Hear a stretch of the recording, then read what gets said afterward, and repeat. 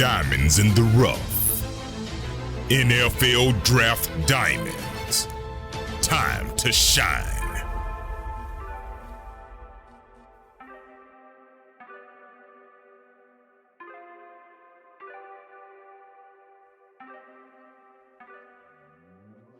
Hi, my name is Jimmy Williams with NFL Draft Diamonds, and today I have with me a diamond in the rough. His name is Mike Beaudry. He's a quarterback out of Idaho. How you doing, buddy? I'm doing great. Happy to be here. So nice to have you on. I mean, I say Idaho, but dude, you've kind of been around the block to a few different places. So I do want to get a chance to talk about you and your journey because you've had a hell of a one. So tell us about maybe where you're from and how you ultimately got to Idaho. Right. So I'm actually from Canada. I was born up in Saskatchewan, Regina, Saskatchewan. I lived there until I was about 10 years old. Family moved to Orlando. I kind of grew up there. I went to Haggerty High School, Vito. It's right next to UCF. Coach Phil Ziegler is an awesome coach. He, made my high school career. Really coming out of high school, I had one offer. It was the University of West Florida, brand new program. Hadn't even played a football game, didn't have a team or anything. I had coaches that believed in me, Coach Shinnick, and Coach Jamie Deese really believed in me and gave me an offer, and it was my only one. It was a great one, so I took it, and I spent my 4 years at the University of West Florida. Got to play in 2017, went to a national championship. It was an unreal experience, being such a new team, being able to do that. And I graduated in 2018. From there, I decided that I was going to grad transfer and shoot my shot to play FBS football. I got an offer from the University of Connecticut. I went up there. I played a season there, started 4 games, played in about 7. And after that, I transferred one more time to the University of Idaho.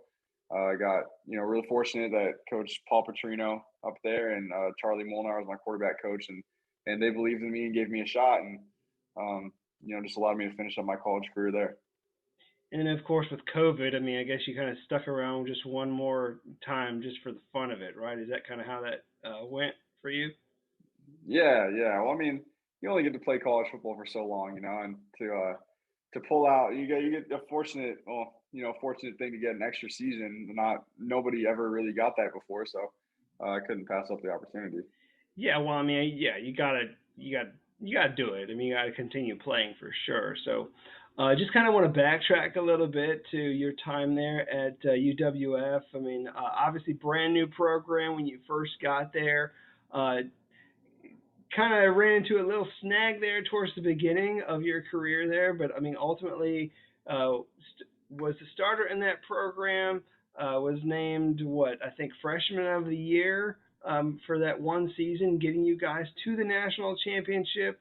And to be quite honest with you, bro, like I feel like West Florida has developed into one hell of a program in Division Two. So, talk about that program. Have you continued to follow that even despite moving on? Yeah, definitely. I mean, I always said they're a huge part of my life. I uh, I owe the university, Pensacola, the Coach Shinnick, I owe them everything. I mean, they're the ones that jump started my career and gave me a chance. And um, I always said leaving there and transferring was the hardest thing I ever did. Being in Pensacola and that school is just such a good place, and it's no surprise that the program's done so well. I mean, the coaches do the right thing. Coach Shinnick runs the program, the best I've ever seen. He gets players that buy into the program. He um, cares about people genuinely more than football players. He just allows people to be themselves and to play football at their highest level. And so it's no surprise that they're so good every single year. I mean, it's to be such a new program and to go to a national championship, to win a national championship in 2019. I mean, it's just extremely impressive, but it doesn't surprise me one bit. Yeah, I've actually told a couple people, on a couple different occasions that the way that they're going right now, dude, they could just jump into the Division One right now. I mean, I don't know if that's in the plan or not, but they are competitive enough to roll with almost anybody. When you're Hmm. always in the conversation for national championships now. So really wild, such a young program. So I kind of want to steer back to you as a player. So obviously, what we have in you is we have really this big, tall, physical quarterback, 6'5", 245-pound guy, kind of almost prototypical a little bit. I mean, I know some people kind of like that sort of you know adjective there, but what do you feel separates you as a prospect? What do you think is the best part of your game? I think mentally, it's fortunate that I had to develop my mental skills over the years. And I wasn't the most talented kid coming out of high school, and so I think what really got me through high school and into college is my mental ability to play. To understand the game, to study, to learn those things, and I think that's carried me all the way through. Um, I mean, I've been to three different programs. I've learned three different offenses. I've been playing under multiple coaches. I've had to learn systems fast. I mean, I've gone in the summer and started in the fall, and you have to learn these things. And I think that separates me from a lot of other people. And I think now my talent has grown and I've developed as I've gotten older and more mature and played the position longer. I think my physical skills are there as well, but I always take pride in my mental ability. And I know, there's nothing that phases me as far as playbooks, football, whatever it is. So, at least in your situation, because I mean, you're a dual citizen. You born in Canada. I mean, could potentially find your way up there, but also, might have some interest, here, in the NFL or other leagues. So, when you think about the styles of play that you have played, how do you feel? Which one of those systems do you feel best suits your skill set? I don't know. I think they're both similar in ways and different in ways. I know the CFL is a passing game. I mean, you have to throw the ball. It's a big field. You got to have the arm strength. You have to have the anticipation. The velocity and everything. And I know I've got that. And the NFL is just the NFL. It's everybody's full speed. It's everyone's good on that field. It's demanding. You have to know a lot mentally and do a lot physically. So I think I could fit in both. I mean, I'd love the chance to try both, honestly. So, as a guy that grew up in Saskatchewan as well as the Orlando area, uh, who was like your favorite athlete growing up? Was it a quarterback? I mean, who was the one guy that you were a big fan of?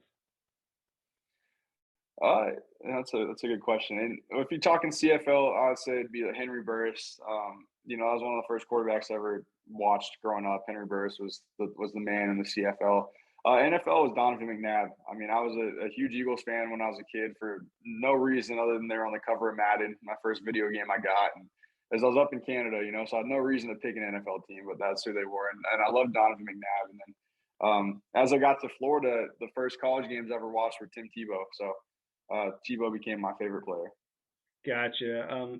I mean, obviously McNabb went to multiple NFC Championship games, eventually getting to a Super Bowl. So I mean, you got to love him at least a little bit for that. I mean, I know some of the fan base don't like him that much, but I think he's a solid quarterback. So Tebow, you got to love him too, on and off the field. Excellent dude. So. Um, One of the things that comes with the game of football at your position, at that quarterback position, is this whole idea of leadership. And so I kind of wanted to bounce this off you a little bit. How would you describe your leadership skills? Yeah, it's funny because I think I've developed leadership skills over the years, and I think it's something that a lot of people do. And it kind of comes with maturity, with experience. I think I'd always been a leader by example, and I think a lot of people are. And that's the easier one to do if you're a hard worker, if you care, and you lead by example. And I think um, that's great. People that do that, it's awesome when you need that. And I think just being in the quarterback position, I've had to develop vocally and lead with words, be able to talk, be able to connect with people on more personal levels outside of football. And there's so many ways that you can be a leader that don't just include on the field, and I think as I've matured and I've grown and I've gone through my first 4 years at West Florida and then going to UConn and Idaho and just different programs and meeting new people, I think it's afforded me the opportunity to grow that part of my game really and become a vocal leader and know how to connect with people. and always work hard, and so you always have the physical aspect, but the being vocal is the part that really sets you aside. Gotcha. I mean, you got to be able to, talk to people, and of course, when you're, under center or what have you, you got to be able to use that cadence well enough to, mess with the defense a little bit. So, um, a lot of great guys that you've actually played with throughout the course of your career. Just sitting here looking at some of the guys that I know that you've played with on all those levels. I know a guy who's probably going to be a first round draft pick, there from UConn that you Mhm. played with. But, who would you say in your time has impressed you the most as one of your teammates?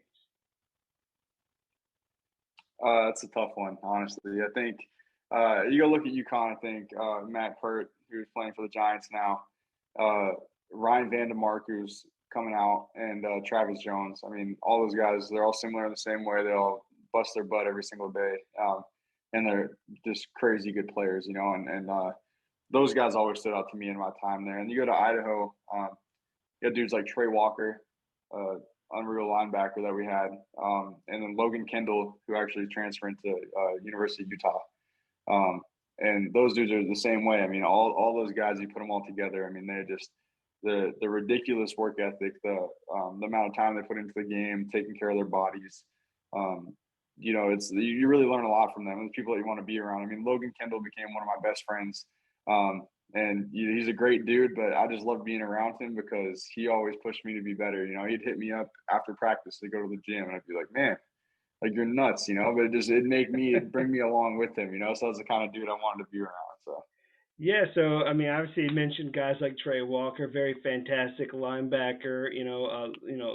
Logan Kendall, another guy that I had on my notes here, Charles Cano, a pretty good edge rusher there, very twitchy hmm athlete. So a lot of good players that kind of helped you guys win some games out there for Idaho. Um, so with your time at all these different places, I kind of have a feeling for the answer to this question, but I'm going to ask it anyways. What has been your most memorable moment, your most memorable game, maybe a highlight or a play that really sticks out? yeah, I think playing the national championship was a great one. It's always got to be up there. In 2017, playing national championship. Unfortunately, we lost that game, but just the experience was unreal. The whole ride leading up to that game was just nuts. I mean, winning, playing all these away games, playing teams, and we're favored to lose by 17, whatever it was. We go in there and play well. And then honestly, this past in the spring season, we played Eastern Washington in the first game of the spring season. We had a game winning touchdown pass with like 17 seconds left to win the game, and that was pretty nuts. That was my first game ever at Idaho, and that was a pretty fun one too. Yeah, playing against Eastern Washington's no joke. I mean, and getting a win over those guys. I mean, they have a phenomenal program. They have an excellent, offense there, and being able to get one over on those guys definitely had to feel good to get one over on them and your rivals. So, fun stuff there. Uh, you end up finishing up your college career, and you end up going out to Fort Worth, Texas, for the College Gridiron Showcase. Tell me a little bit about that experience. Any sort of story that you want to share? Go for it, bud. Oh, it was just a great experience. Honestly, it's hard to know what to expect because it's all new to me, as it is to everybody else there. You only go through it one time, so.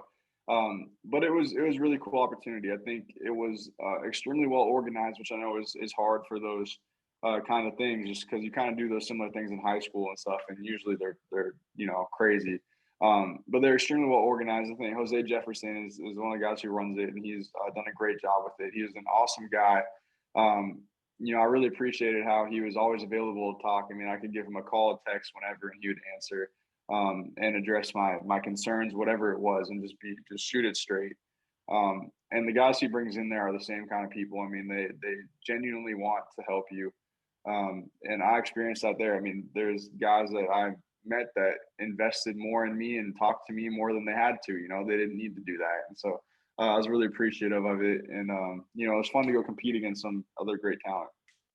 And you just happen to be one of those guys that really moved up from like the small school showcase, and then they had you, out there again. I mean, played against a lot of different guys. I mean, once again, from really every university out there. Um, and one of the things that obviously happens during all-star events like that is perhaps I don't know, relationships and building some chemistry with maybe some guys out there. Are there some players out there that you still have any connection with? Yeah, well, it's funny because Weston Elliott was also there, and so that's where I first met him, and we ended up training together at Test and with quarterback coach Tony Rassiopi. And so I had known that I was going to train with Weston. I didn't necessarily know he was going to be at CGS, but I met him there, and it was just kind of a good introduction. We were in the same group, and and he's become a great friend of mine. Also, I mean, we train together, we see each other almost every single day, and so it was cool to be able to see him there.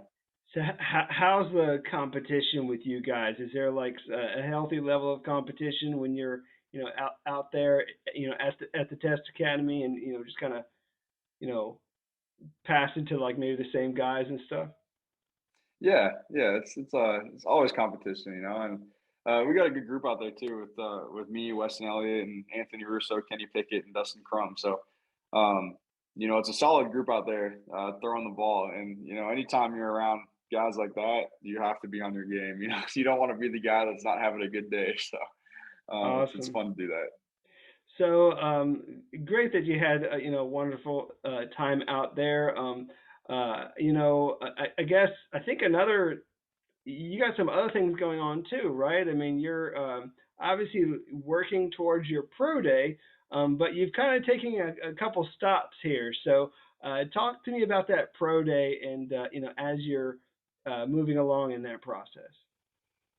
Yeah, so actually, just I'm in Pensacola right now again for the first time in a little while. So I flew out to Pensacola again this morning. Decided that last night I was going to do their pro day on Friday, and so I'm fortunate that Coach Shinnick's allowing me to do this and help out and be a part of it. And um, and it's crazy because it's everything happens so fast right now. And again, obviously, I've never been through this process before because it only happens one time. But I'm figuring it all out on the fly, and it's fun. And so I'm going to do this, and then go up to Idaho on the 28th and do that pro day as well. Gotcha. And what sort of expectations do you have for that final pro day?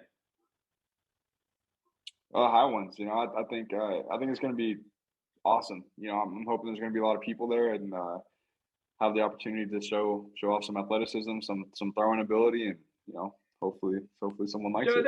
are they going to put you all through all these drills that they put everybody else through since you're a quarterback? I mean, dude, are you going to run? You going to jump and all that other stuff? I mean, have you been yeah, testing I'm for gonna that? do. Yeah, I'm gonna do all of it. Again, you only have one time to go through these things, and you are what you are. Like I'm a quarterback. I think I'm a great player.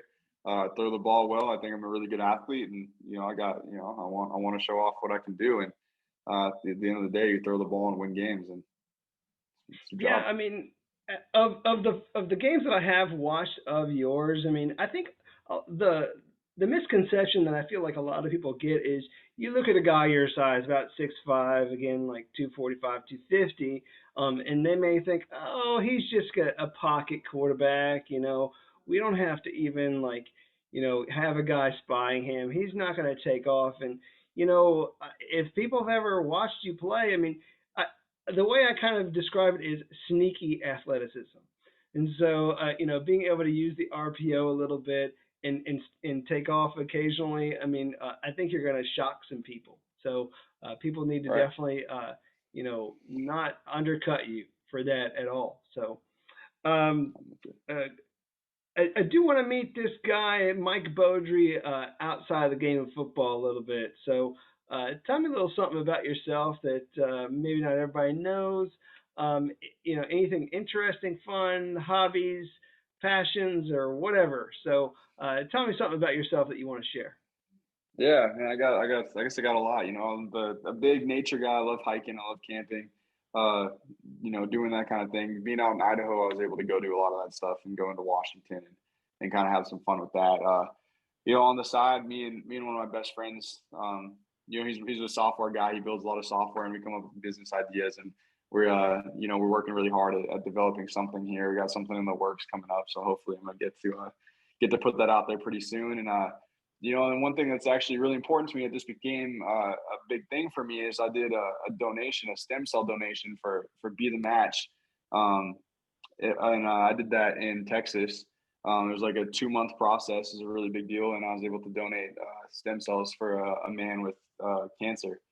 So, it got close with me because my sister, not long after that, got diagnosed with leukemia. So, and she's actually about to go with the same stem cell transplant that I just did for this guy. So, that was something that really had no weight in my life. I didn't have any deal with cancer. I didn't have anything with stem cells, with Be the Match, nothing. And then all of a sudden, it just a lot of it just came together. And so I realized how cool science is, how cool this stuff is. It saves people's lives, and I really want to spread the word of how easy it is for people like us that are healthy to be able to donate and possibly help save somebody. So I don't want to get into the details too much because I've never done it, but how does somebody donate stem cells? Is it just kind of like a blood drive? I mean, how does that Yeah, work? I mean, it's extremely easy. It's all you got to do is you got to join the registry, and I did it through my school at UWF actually in 2017, I think, and it was just a cheek swab. It's something really simple. They just take a little thing, cheek swab, and they put you in the registry. And so something with science, they have your DNA in there and stuff, and whenever somebody in need that needs stem cells to treat their blood cancer, they'll go through the registry and try and find the best match. And there's a little process that goes into it with doctor's appointments and stuff to make sure that you're able to give. And my process was, I think it was about 5 hours, and all it was is basically just like donating blood. You just sit there and they pay for everything. They pay for your trip, your food, whatever you need. And so it's super easy, and it's extremely rewarding. So it's cool. wow, definitely something that I didn't know much of. So I mean, but certainly an awesome thing that you've been able to give back in that way, and have it come full circle a little bit with your family. So love that about you. So let's go ahead and wrap up, Bud. I mean, we've been at this for a while. I mean, I do know that there are scouts that are very interested in this guy and what he brings to the table, whether it be NFL, CFL, or any of these other leagues. I mean, I know that there are some people watching and want to know more about you. So I want you to give all of those guys your pitch as to maybe why they need to take a chance on you, maybe draft you, sign you, that sort of thing, and what you would bring to their program. So hit them with your pitch. Right. Um, well, I think a lot of people don't know is that I didn't play quarterback until my senior year of high school. So it's relatively hasn't been that long of a time for me playing quarterback. And I think if you look at my record just playing quarterback in school, going from my senior year of high school through college, and really in the 3 years of playing, going to a national championship, Division II, being able to transfer to an FBS program in UConn and then to Idaho. I've been the starter at every place I've been. I've won the job off the jump at every place that I've been. And I believe it's directly testament to my hard work, to my physical ability, to my mental ability, the amount of preparation, the care that I put into this. This game means the world to me, and I genuinely care. I want to succeed at any level. I love playing football. I obviously want to play the NFL, the CFL. At the end of the day, I love playing football. I love playing quarterback. I like throwing the ball, being around the team. I'm a winner. I do everything I can to help make the team better, to help people be the best that they can be. I love seeing people succeed. And so I think at the end of the day, I think if I get an opportunity, I'm going to make a team. I know it. That's what I do. So I just need a chance, and I make the team. Anywhere I've been, I've done that. So I just need the chance.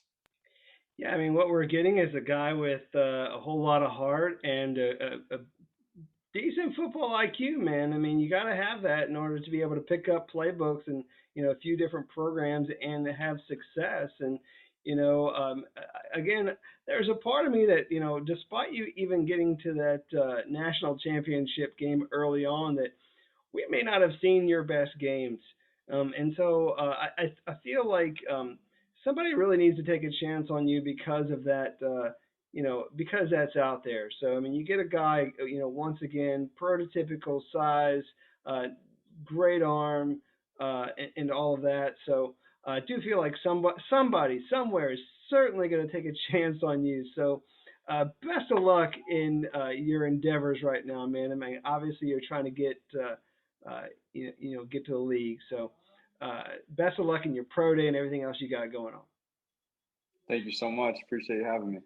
No problem. Once again, I got with me Mike Beaudry. He's a quarterback out of Idaho via UConn and UWF. So definitely check him out.